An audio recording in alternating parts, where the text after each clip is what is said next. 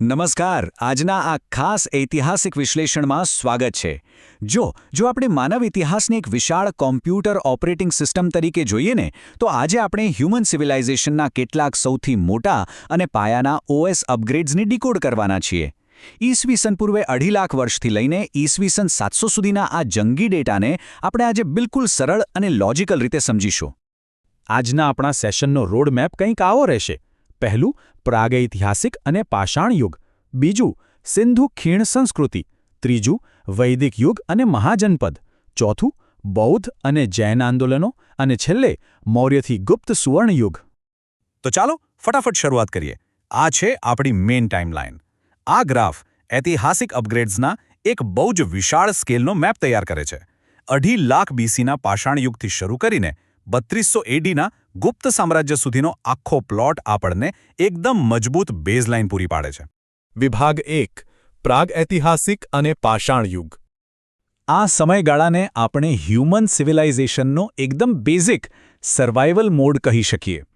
આ એવો ફેઝ હતો જ્યારે કોઈ લિપિ કે લેખિત રેકોર્ડ્સ અસ્તિત્વમાં જ નહોતા. પણ અહીં એક જબરદસ્ત ઉત્ક્રાંતિ જોવા મળે છે. પ્રાચીન પાષાણ યુગમાં માણસ માત્ર શિકાર કરતો, પણ નવપાષાણ યુગ સુધી પહોંચતા પહોંચતા ખેતી અને પશુપાલનની શરૂઆત થઈ ગઈ.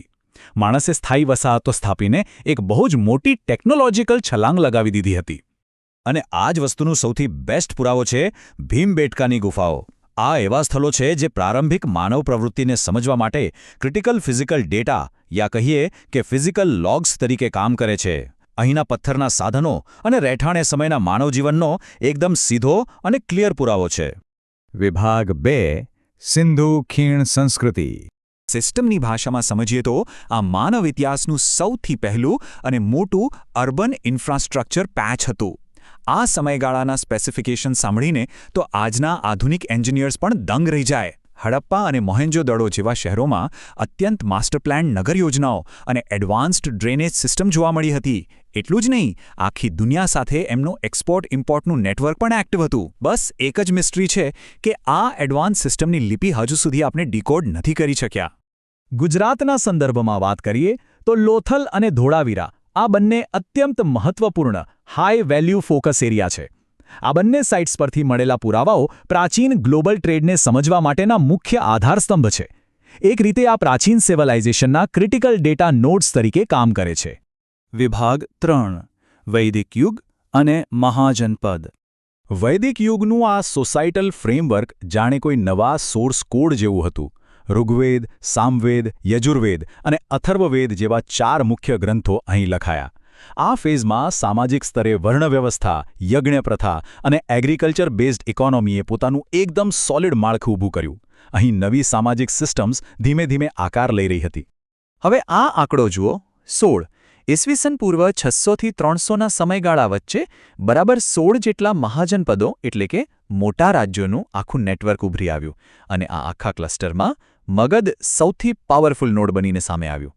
ખરેખર આ ચોક્કસ સમયગાળો ઇકોનોમી અને પોલિટિક્સમાં એક પ્રચંડ અપગ્રેડ દર્શાવે છે. શા માટે?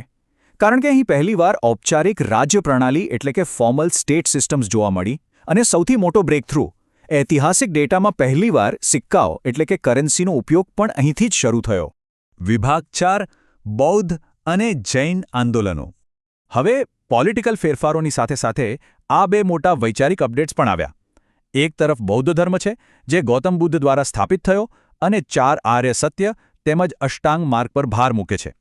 અને બીજી તરફ જૈન ધર્મ, જે ભગવાન મહાવીર દ્વારા સ્થાપિત થયો અને અહિંસા તેમજ સત્ય પર એનું મેઇન ફોકસ છે.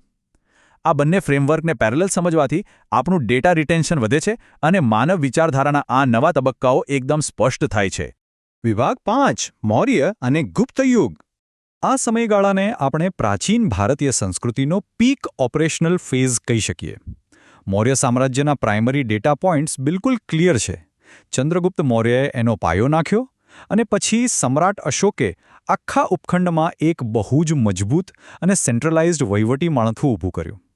એડમિનિસ્ટ્રેશનના લેવલ પર આ અત્યંત ઓપ્ટિમાઇઝ સિસ્ટમ હતી. ચાલો હવે ગુપ્ત સામ્રાજ્ય તરફ આગળ વધીએ. 320 થી 550 એડીના આ સમયને પ્રાચીન ભારતનો સુવર્ણ યુગ કહેવામાં આવે છે. કેમ? કારણ કે આ એ ફેઝ હતો જ્યારે આર્યભટ્ટ જેવા મહાન વિદ્વાનોએ સાયન્સ, મેથ્સ અને એલ્ગોરિધમ્સમાં એવી ક્રાંતિકારી શોધો કરી જેણે આખી દુનિયાની દિશા બદલી નાખી. આ આખા સેશનને ઝડપથી રિવાઇઝ કરવા માટે આ રહ્યું આપણું અલ્ટિમેટ સમરી ટેબલ. આ એક જ સ્લાઇડમાં આખી ટાઇમલાઇન અને તેના હાઈ યીલ્ડ ફીચર્સનું કોન્સોલિડેશન થઈ જાય છે. પાષાણ યુગના પથ્થરના સાધનોથી શરૂ થયેલી સિસ્ટમ કેવી રીતે અદ્યતન નગર યોજનાઓ, રાજ્યો અને છેલ્લે ગુપ્તકાળના સુવર્ણયુગ સુધી પહોંચી એ આ એક જ ડેટા સ્નેપશોટમાં આપણે ક્લિયરલી જોઈ શકીએ છીએ. તો પ્રાચીન ભારતનું આ સિવિલાઇઝેશન અપગ્રેડ અહીં પૂરું થાય છે. પણ જતાં જતાં એક બહુ જ રસપ્રદ સવાલ: પ્રાચીન યુગના આટલા મજબૂત અને એડવાન્સ ડેવલપમેન્ટના પાયા પર ભવિષ્યની મધ્યકાલીન અને આધુનિક સંસ્કૃતિઓએ પોતાનું નિર્માણ કેવી રીતે કર્યું હશે? વિચારવા જેવું છે, નહીં? આજના આ ડેટા ડ્રિવન ઐતિહાસિક વિશ્લેષણમાં જોડાવા બદલ સૌનો ખૂબ ખૂબ આભાર.